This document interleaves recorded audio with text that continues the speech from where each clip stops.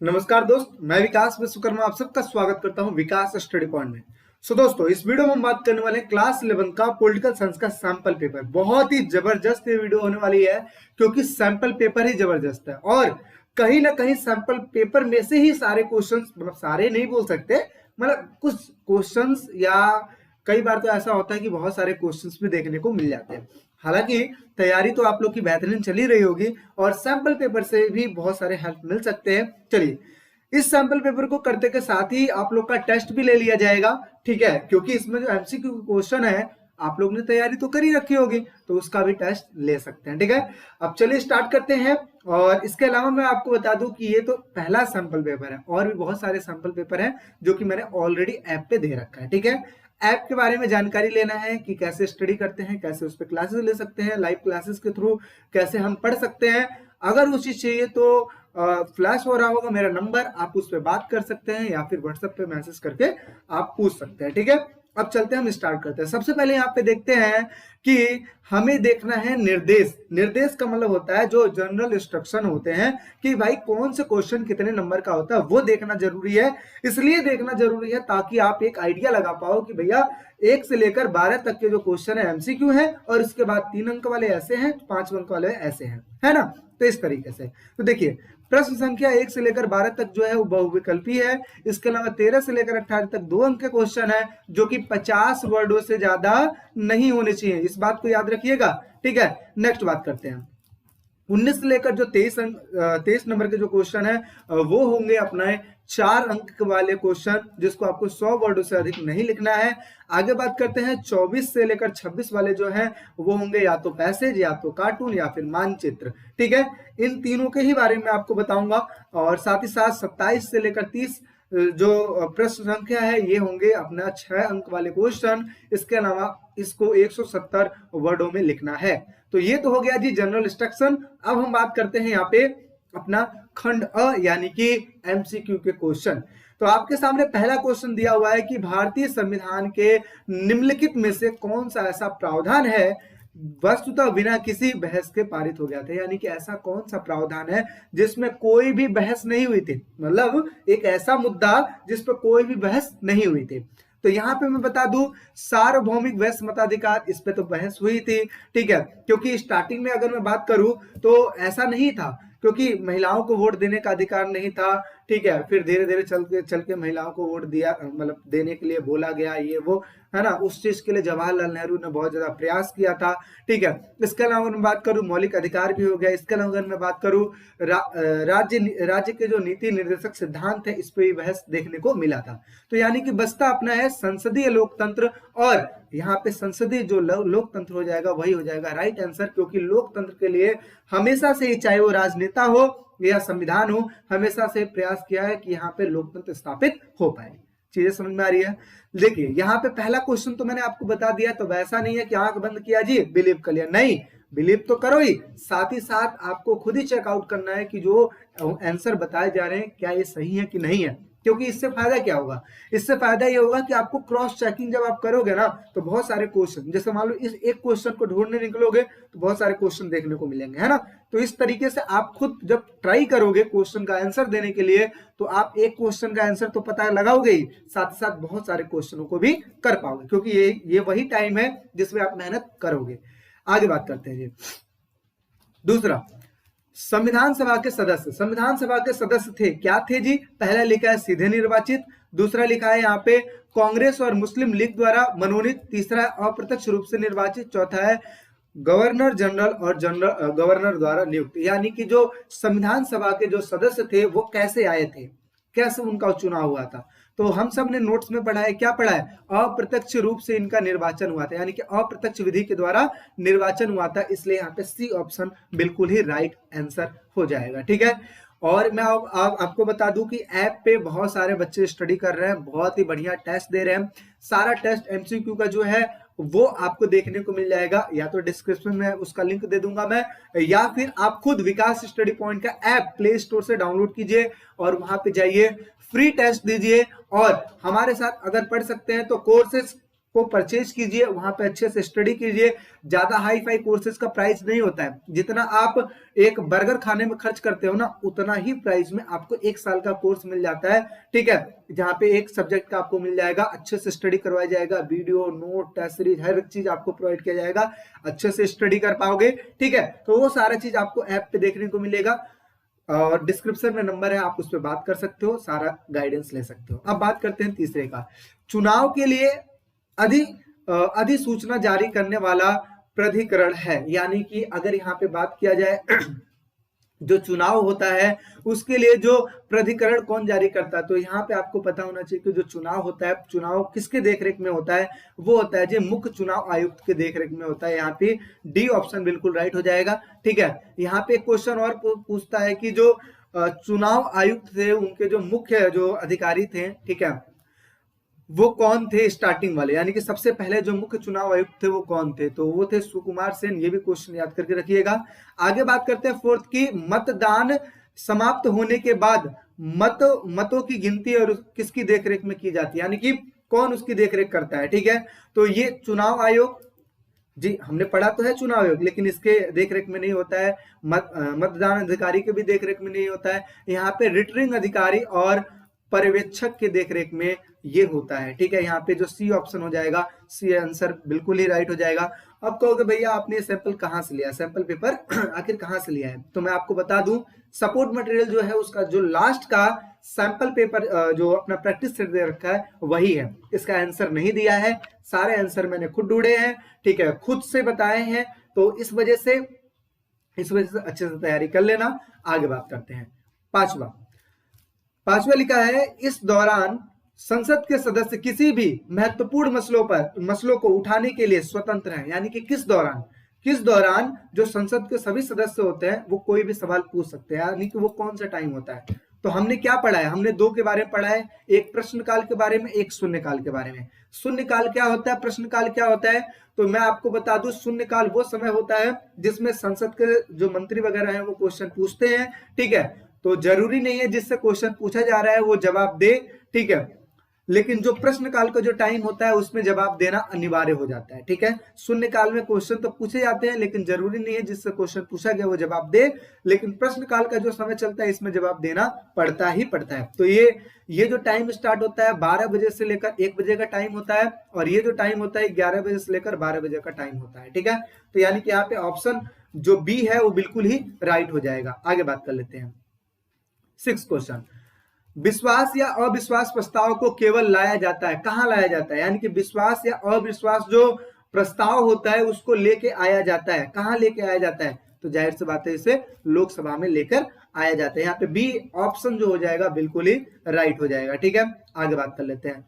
अगला जो क्वेश्चन है, भारत के प्रधानमंत्री के रूप में सबसे लंबा कार्यकाल किसके द्वारा प्राप्त किया गया, यानी कि कौन ऐसा प्रधानमंत्री था जो एक लंबे समय तक था, तो हमें पता है जी जवाहरलाल जो नेहरू थे, वो स्टार्टिंग के जो 3 बार आम चुनाव हुए थे वो तीनों बार विजयी हुए थे, जो कि किसके थे, कौन से नेता थे, तो वो कांग्रेस के नेता थे। ठीक है, जवाहरलाल नेहरू थे, यानी कि यहाँ पे ए ऑप्शन बिल्कुल ही राइट हो जाएगा।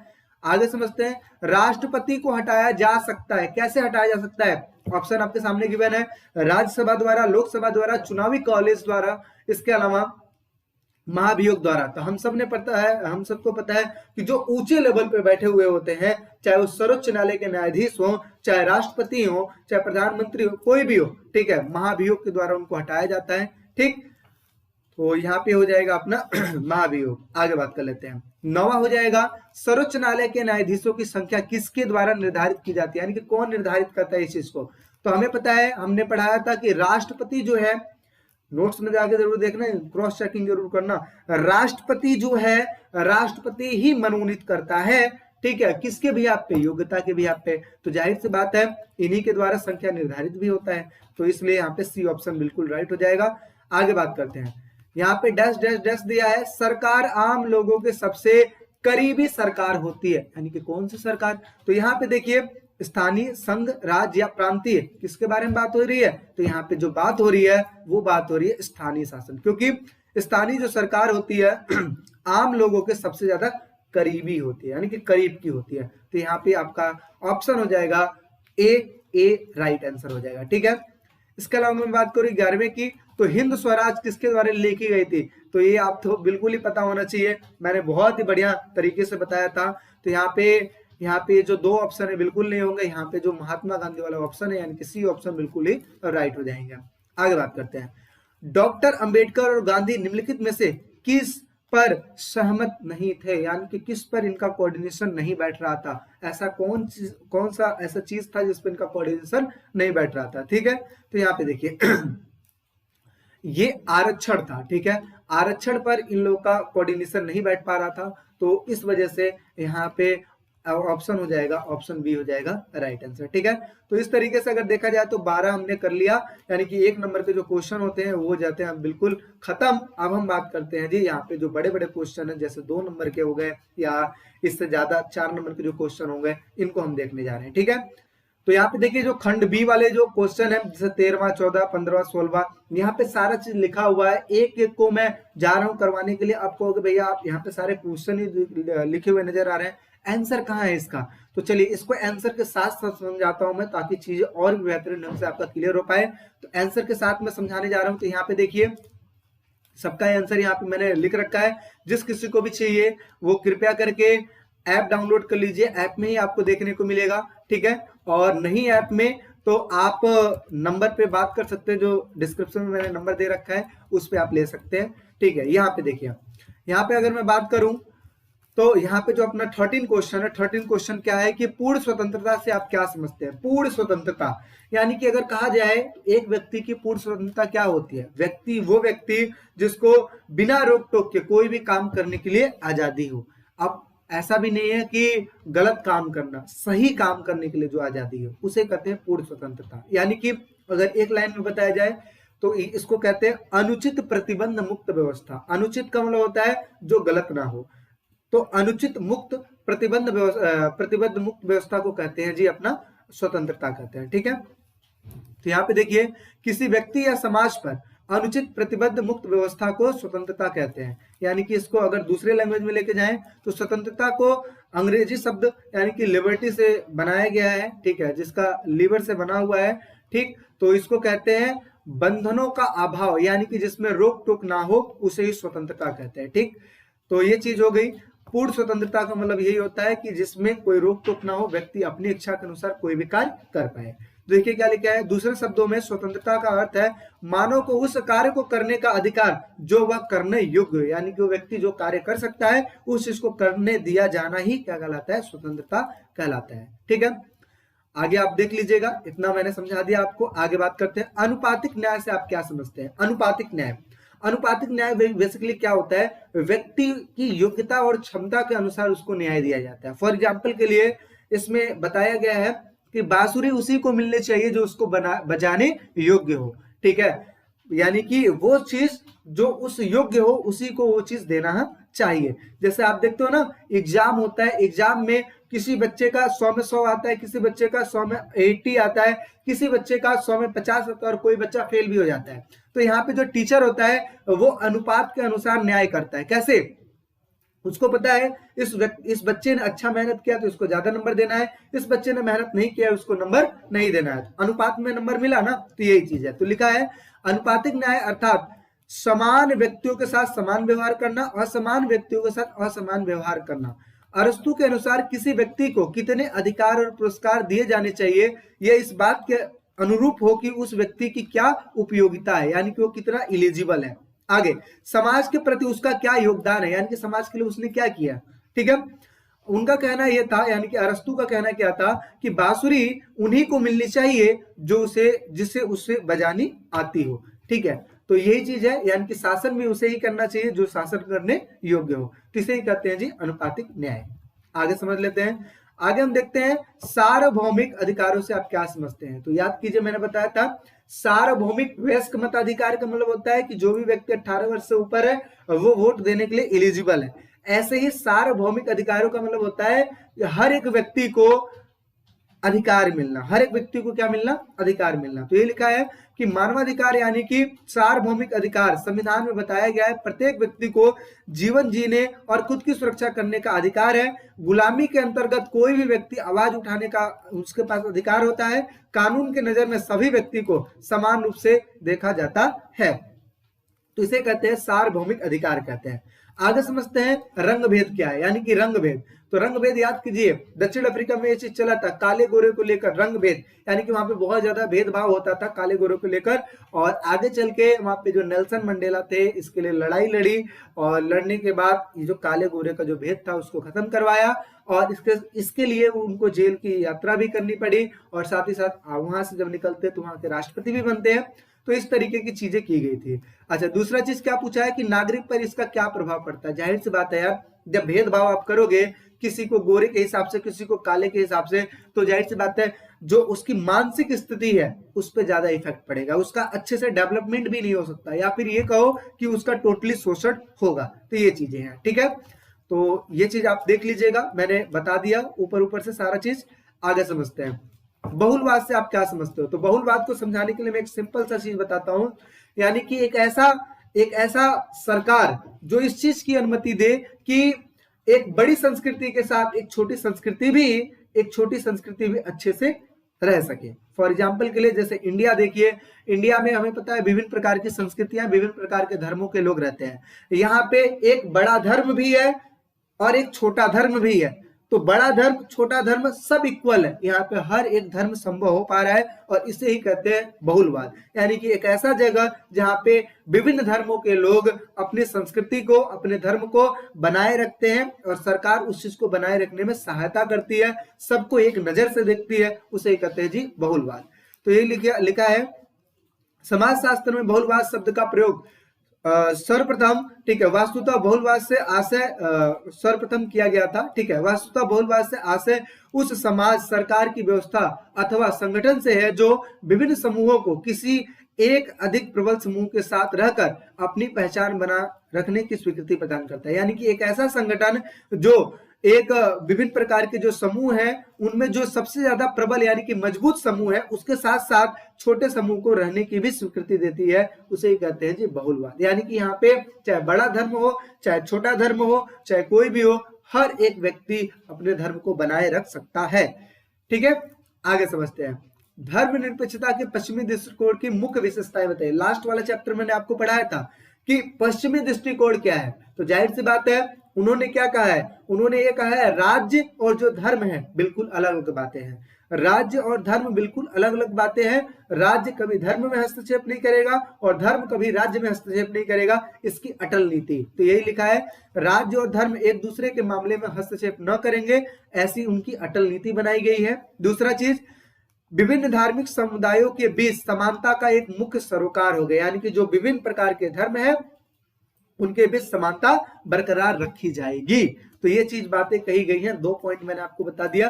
साथ ही साथ ये भी याद रखिएगा यहाँ पे कि डिफरेंस जो मैंने आपको बताया है, एक मैंने आपको बताया है पश्चिमी धर्मनिरपेक्षता और दूसरा मैंने आपको बताया है जो अपना है भारतीय धर्मनिरपेक्षता। इन दोनों में अंतर क्या है, 4-4 पॉइंट मैंने लिखवा रखे हैं, जाके देखिए अच्छे से समझ में आ जाएगा। ठीक है, आगे समझते हैं। स्वतंत्रता के लिए प्रतिबंधों की आवश्यकता क्यों होती है, यानी कि रोक टोक की आवश्यकता क्यों होती है। तो आप लोग को पता होना चाहिए कि जहां पे स्वतंत्रता होती है वहीं पे रोक टोक भी होता है, जहां पे स्वतंत्रता होती है वहीं पे रोक टोक भी होता है। कैसे, देखिए कई बार ऐसा होता है कि स्वतंत्रता का हम गलत फायदा भी उठा लेते हैं। अगर आपको ये कह दिया जाए कि आप कोई भी कार्य करने के लिए स्वतंत्र हो, तो इसका मतलब ये थोड़ी ना होता है कि आप गलत काम ही कर लो। तो अगर आप गलत काम करोगे तो आप पे प्रतिबंध लगना चाहिए कि नहीं लगना चाहिए, लगना चाहिए ना। तो यही चीज लिखा है, स्वतंत्रता के लिए प्रतिबंधों की आवश्यकता क्यों है, ये इसलिए है ताकि हम कोई गलत कार्य ना करें, कहीं शोषण ना हो, कहीं गरीब लोगों का शोषण ना हो। तो देखिए सबसे पहली चीज, प्रतिबंधों की आवश्यकता इसलिए है ताकि सीमित संसाधनों को उचित बंटवारा कर सके। अगर प्रतिबंध नहीं लगाए जाएंगे तो जाहिर सी बात है एक ही बंदे के पास सारा संसाधन आ जाएगा। लेकिन अगर प्रतिबंध लगा दिया जाएगा कि एक व्यक्ति को सिर्फ इतना ही मिलेगा, तो जाहिर सी बात है सब में डिस्ट्रीब्यूशन अच्छे से होगा। फॉर एग्जाम्पल के लिए जैसे राशन मिलता है तो क्या आपको ही सारा राशन मिल जाता है क्या? नहीं, आप कहोगे कि मुझे सिर्फ उतना ही राशन मिलता है जितने हम योग्य हैं। फॉर एग्जाम्पल के लिए अगर एक व्यक्ति पे 3 किलो चावल मिल रहा है तो जाहिर सी बात है आपके घर में 5 लोग हैं तो 5 या 15, यानी कि अगर बात किया जाए 5 यानी कि 15 किलो राशन मिलेगा, है ना। लेकिन अगर यहाँ पे प्रतिबंध हो ही ना तो जाहिर सी बात है आप ये सोचोगे कि सारा राशन किसको मिल जाए, आपको मिल जाए। तो इसीलिए प्रतिबंधों की आवश्यकता होती है ताकि न्याय को बरकरार रखा जाए। आगे टकराव की स्थिति को रोकने के लिए यानी कि लड़ाई ना हो, आगे सार्वजनिक कल्याण के लिए, दूसरे व्यक्ति के अधिकारों की पूर्ति करने के लिए और मुक्त समाज में अपने विचारों को बनाए रखने के लिए, इन सभी चीजों के लिए स्वतंत्रता आवश्यक होती है और स्वतंत्रता पर प्रतिबंध भी आवश्यक होता है।